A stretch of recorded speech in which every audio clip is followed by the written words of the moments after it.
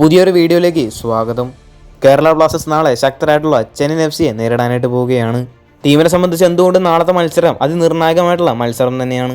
നിലവിൽ ഈ ഒരു സീസണിൽ മികച്ച ഫോമിൽ കളിച്ചുകൊണ്ടിരിക്കുന്ന ഒരു ടീം കൂടിയാണ് ചെന്നൈയിൻ എഫ്.സി. മത്സരത്തിന് മുന്നോടിയായിട്ട് കേരള ബ്ലാസ്റ്റേഴ്സിന്റെ പരിശീലകനായിട്ടുള്ള മിഖായൽ സ്റ്റെഹ്റെ ചില കാര്യങ്ങളെല്ലാം പറഞ്ഞിരുന്നു. ഈ ഒരു സീസണിന്റെ തുടക്കം മുതലേ കേരള ബ്ലാസ്റ്റേഴ്സ് ടീമിൽ ഒരുപാട് താരങ്ങൾക്ക് ഇഞ്ചറി ഉണ്ടായിരുന്നു. ഈ ഒരു സീസണിൽ ഒരു മത്സരം പോലും കളിക്കാത്ത ചില പ്ലേയേഴ്സ് കേരള ബ്ലാസ്റ്റേഴ്സിന്റെ ടീമിൽ ഇപ്പോഴും ഉണ്ട്. അങ്ങനെ പരിക്കുണ്ടായിരുന്ന മിക്ക താരങ്ങൾ ഇപ്പോൾ തിരിച്ചെത്തിയിട്ടുണ്ട് എന്നുള്ള വാർത്തയാണ് ഇപ്പോൾ പുറത്തു വന്നിട്ടുള്ളത്. കോച്ച് മിഖായൽ സ്റ്റെഹ്റയുടെ വാക്കുകൾ ഇങ്ങനെയാണ്: ഇഞ്ചുറി ഉണ്ടായിരുന്ന മിക്ക പ്ലേയേഴ്സും ഇപ്പോൾ റിക്കവർ ആയിട്ടുണ്ട്. എന്നാൽ ഞാൻ പറഞ്ഞതുപോലെ തന്നെ 10% സ്ക്വാഡും ഗെയിമിന് ലഭ്യമല്ല. ചില പ്ലേയേഴ്സിന് ഇപ്പോഴും പരിക്കുണ്ട്, പക്ഷേ അത് സാധാരണമാണ്. നാളെ നമുക്ക് ഒരു നല്ല ടീം ഉണ്ടാകുമെന്ന് കോച്ച് ഉറപ്പ് നൽകുകയും ചെയ്തിരുന്നു.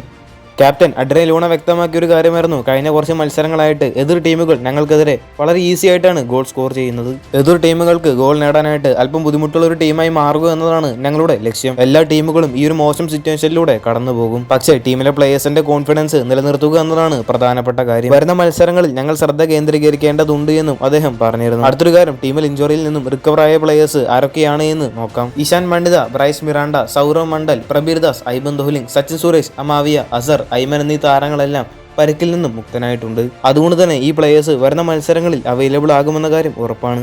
നിലവിൽ ടേബിളിൽ 10ാം സ്ഥാനത്തുള്ള കേരള ബ്ലാസ്റ്റേഴ്സ് നാളെ 4ാം സ്ഥാനത്തുള്ള ചെന്നൈയിൻ എഫ്.സിയാണ് നേരിടാനായിട്ട് പോകുന്നത്. ചെന്നൈയിൻ എഫ്.സിയുടെ പ്ലേയേഴ്സ് ആയിട്ടുള്ള Vincy Barretto, Connor Shields, Wilmar Jordan എന്നീ താരങ്ങളെല്ലാം കേരള ബ്ലാസ്റ്റേഴ്സ് പ്ലേയേഴ്സ് നല്ലപോലെ മാർക്ക് ചെയ്യേണ്ടതുണ്ട്. ഈ പ്ലേയേഴ്സിനെ നാളത്തെ മത്സരത്തിൽ കേരള ബ്ലാസ്റ്റേഴ്സിന്റെ ഡിഫൻസ് നല്ലപോലെ മാർക്ക് ചെയ്തില്ലെങ്കിൽ നാളത്തെ മത്സരത്തിലും ബ്ലാസ്റ്റേഴ്സ് ഒരുപാട് ഗോളുകൾ വഴങ്ങുമെന്നുള്ള കാര്യം ഉറപ്പാണ്.